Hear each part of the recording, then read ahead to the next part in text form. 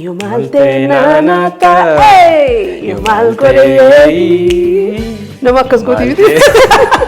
Restooraantii akkamitti fa'aan bananne gara restooraantii? Haadha keenya wajjin erga biyya kanaati baane kan nuti wal barreeja. Obboloota biraa qabda hawwii fi daangaa jedhamaa waan guddanneef. Aadaan keessan kana, eenyummaan keessan kana, afaan keessan barachuu qabdu. Maatii qabsaa'otaa keessatti guddachuun chaalenjii akkamii keessa dabarsitanii? Amaariffaa baranna miti. Gaafa mana gallu immoo maamiin kiyya maal jetti akkuma qobee kee baastee galtu Amaariffaa kee achi kaa'ee galee. Achumatti baasii galee. Istuudiyoo keenya biratti dhalatte daawwattoota keenya. Diiteelii keessa galee haasa'uu fedhu maaliif gara boo'ichaatti jijjiirama. Daawwattoota keenya good kvaal. Good kvaal. Afaan Oromoo. I think haadha keenya caalaa anaaf daangaatu qabsaa'ee jechuu dandeessa.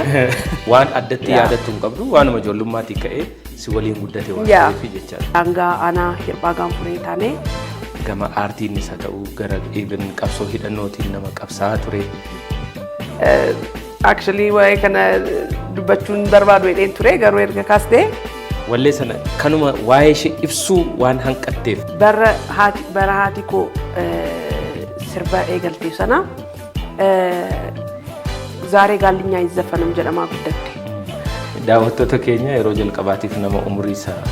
Ijjiti kun eenyu tega siinala olmi kullaa koo baasuun na saaxila.